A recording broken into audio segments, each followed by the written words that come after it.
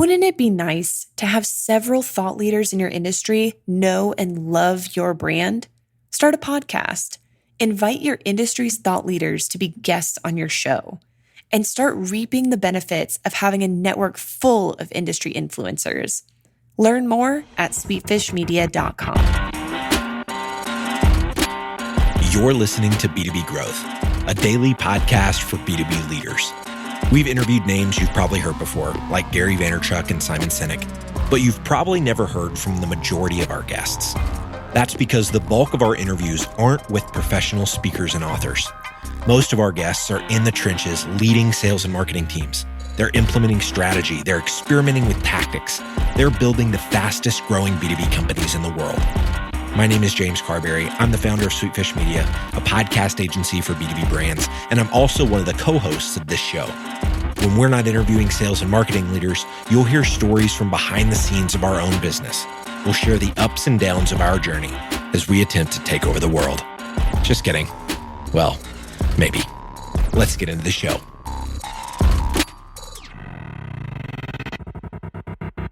Hey everybody, Drew McLellan here from Agency Management Institute, bringing you another installment of the agency track on the B2B Growth podcast. Super excited to be back with you again and appreciate all of the feedback that I've gotten from the first couple episodes. Please continue to send me questions, topics you'd like me to explore, anything that you think would be helpful for me to know.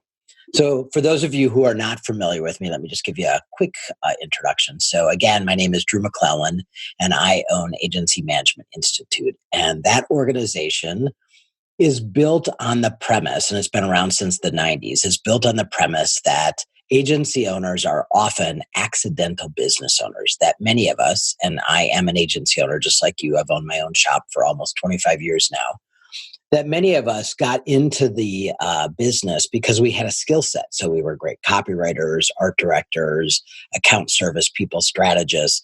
And somehow along the way, we ended up owning an agency. And maybe we got downsized, maybe we got fed up with a bad boss. But however it happened, we hung up a shingle. And all of a sudden, we're looking around going, holy crap, I'm running a business. And that's the part of the business I don't know.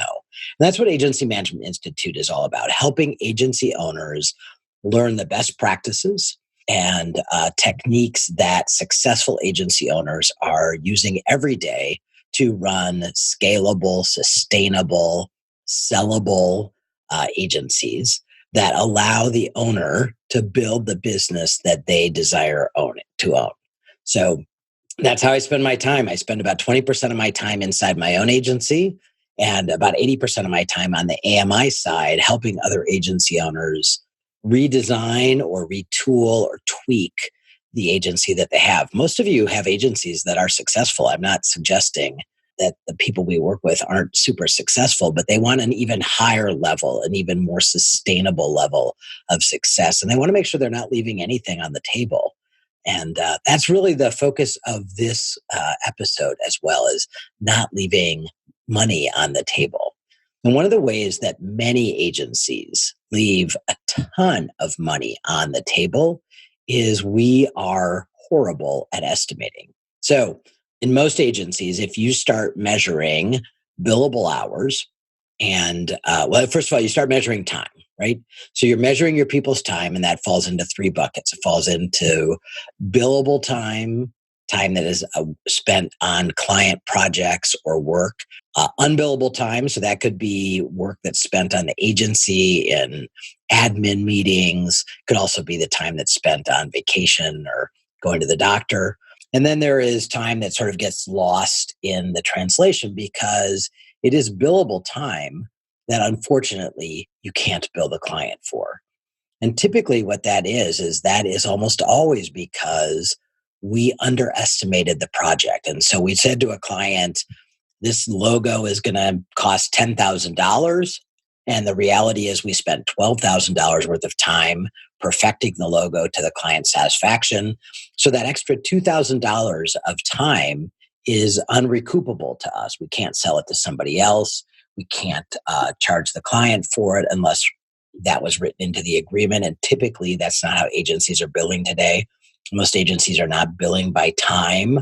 Most agencies are billing by a flat fee project price or on a retainer. But either way, you've got a ceiling to that. And unfortunately, in almost all agencies, we underestimate, we overserve clients, and we end up writing a lot of time off.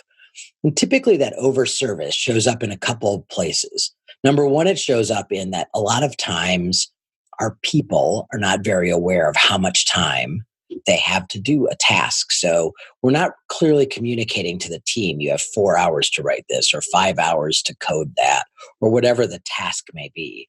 And our people, because we all take a lot of pride in our work, our people want to deliver the Mona Lisa every time to clients, regardless of what the client has paid for. And the example I use when I explain this problem is, I have walked on many a car lot with a certain amount of money in my checking account or in my pocket, figuratively. And it's never been enough money, by the way, to buy a convertible. And I have never, ever had a car salesman say to me, you know what, Drew? I know you only have $30,000, but we have an $80,000 convertible that you would look awesome in. So you know what? Give me the $30,000, but I want to give you the $80,000 car. Never had it happen. And honestly, I think our industry is the only industry that does that as a matter of course. Clients buy a Chevy and we allow them to drive off the lot with the Corvette because we want to give them this amazing project or output or deliverable. And we somehow disregard the budget and what the clients agreed to pay. So that's problem number one. But the problem I want to focus on in this episode is problem number two, which is without exception, we suck at estimating projects. We are almost always underestimating projects. And here's why. Here's how every agency builds an estimate. They do one of two things. They either walk around the office, and this is the most common way, and they say, hey, Babette, you are going to be copywriting on this project. Here's what it is. How much time do you think that's going to take? And Babette says 4 hours. And then, hey, Jeff, you're going to be the art director on this project. How long is it going to take? And Jeff says 8 hours. And they go through all of the players on the project and they get them to tell them how many hours they think it's going to be. They add up those number of hours and then they multiply it by whatever their average billable hourly rate is. And they say, so let's say it adds up to 10 hours. And they say, okay, well, 10 hours times our $150 an hour billable rate, boom, that's the price. And that's the price that goes on the scope of work to the client. But you know what? It never just takes 10 hours. You know this. It never takes the 10 hours. And here's why. When you were querying each person on your team about how long it was going to take to do that project, here's what every person gave you. They gave you the Nirvana estimate. So when Babette said it was going to take 4 hours, she was assuming that she was going to be uninterrupted for that entire period of time, that she was going to be well rested, that her baby wasn't going to have kept her up the night before, that she wasn't going to have to cram in an emergency project from another AE right in the middle of writing this piece for you. So Babette bases that estimate. So if she were in a bubble and there were no interruptions and she had gotten plenty of rest and was hydrated and had a nutritious breakfast and wasn't worried about her parents or all the stuff that is our reality, if none of that was impacting her and she was in this protective bubble, she probably could write it in 4 hours. But that's not how we work. That's not our reality. And when you start multiplying the Nirvana factor for each person who contributes to the estimate, you can see how very quickly and how very easily the estimate is going to come in under. So I don't believe that you're going to get better at this. Even after listening to this podcast and sort of going, oh, Nirvana, we shouldn't base our estimates on Nirvana.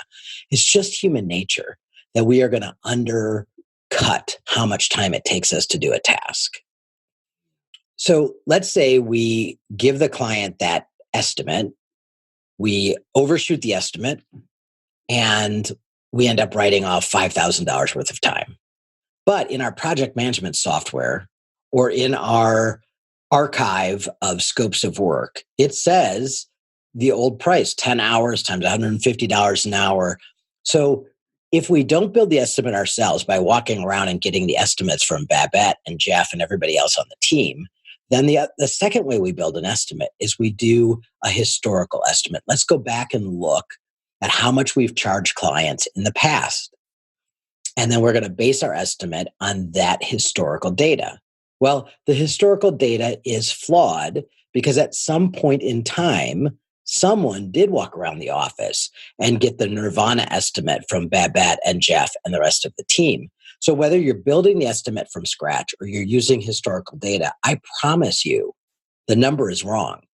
And so I don't think it's in our nature. I don't think we're capable of really estimating, when we use either of those methodologies, an accurate project cost. So here's a trick that I want you to try. I want you to go around the office just like normal and get all your numbers, or I want you to go and get the historical data, whatever it is. So you come up with 10 hours. Then I want you to take that 10 hours and I want you to multiply it by in a range from 1.3 to 1.5 based on how large your write-offs are. So if you write off a ton of money on every project, then multiply it by 1.5. If you're writing off a few $1,000s on every project, then multiply it by 1.3. And whatever that number is, that is the accurate estimate. That is really how long it's going to take your team to deliver against the scope of work for your client. So again, I want you to go and I want you to do the estimate, either historical data or walking around the office and get everyone's Nirvana estimate for how many hours it'll take. I want you to add up all those hours and then multiply it by 1.3, 1.4, or 1.5. And then present that to your client. That is a much more accurate number. And you will not have to write off, hopefully, any or very much time at the end of the project, assuming that you have someone sort of watching the team to make sure that they honor the number of hours that they have. So I was working with an agency who was stuck in single-digit profitability.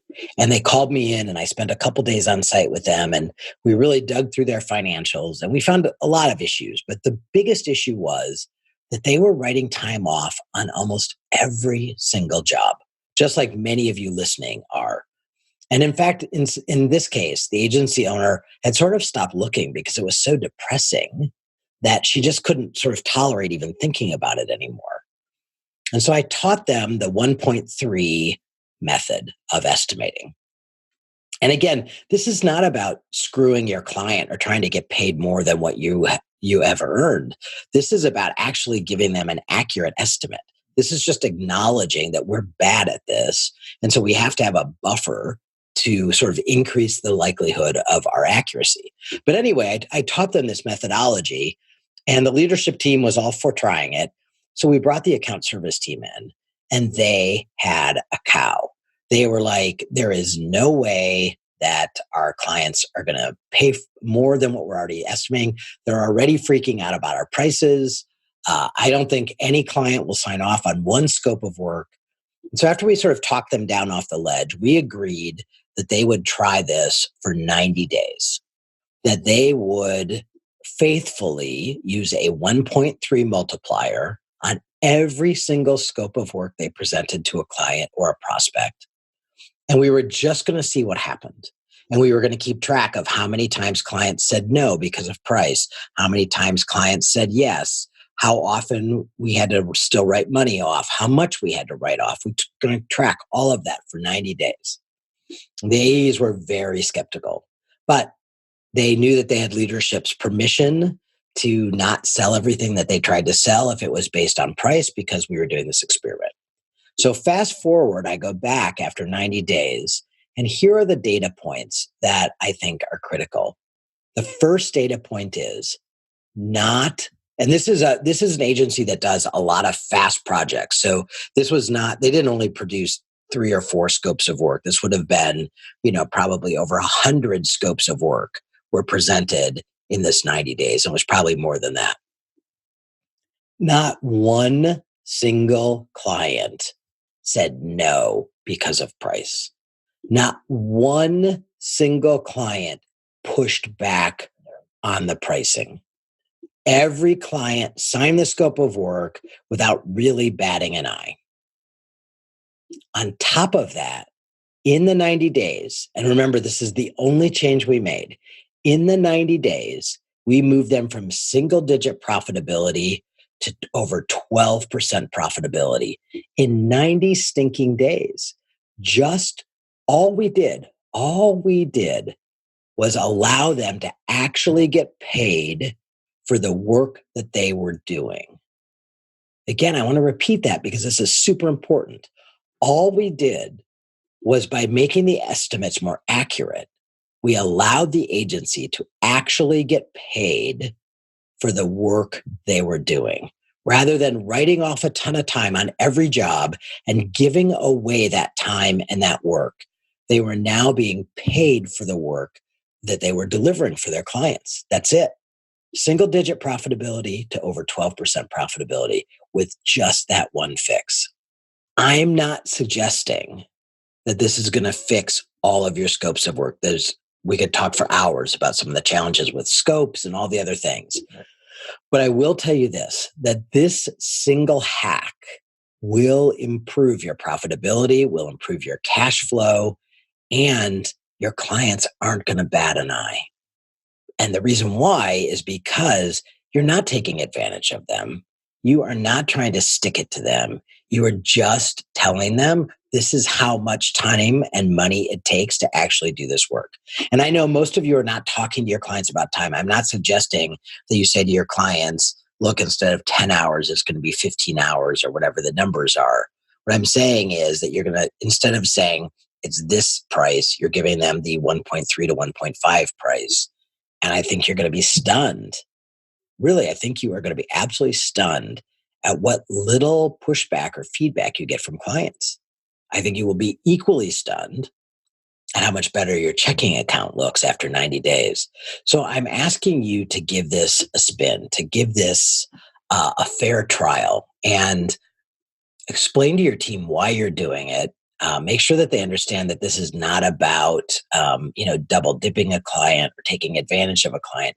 This is really just about getting paid for your talent and your time and actually being more accurate so that you're not having to write stuff off of every job. That's it. And I think that what you're going to find is that this takes a lot of pressure off of you and your team to sweat the end of every month, to sweat cash flow issues, because now you're actually able to utilize all of that billable time as opposed to writing it off. All right. If this was valuable to you, if you have more, if you have interest in what Agency Management Institute is all about, we do a podcast. Listen to me, a podcast. You would think on a podcast, I would be able to say the word podcast. We do a podcast every week called Build a Better Agency. That's available all the places that you can find podcasts. So in some episodes, I'm doing this where I am just talking to agency owners. But in most of the episodes, I'm interviewing experts who can help you evolve your agency to being stronger, better, more profitable, more fun, more sustainable. So come on over and check out the podcast if that's of interest to you. Otherwise, we offer all kinds of workshops and other things. We've got lots of free resources on the website. So I invite you to come on over, check things out at Agency Management Institute. And I will be back with another Agency Track episode of B2B Growth. Much thanks to the B2B Growth folks for inviting me to do this. It's been my pleasure to hang out with you today. And if you need to reach me, you can catch me over at agencymanagementinstitute.com. Thanks so much. We totally get it.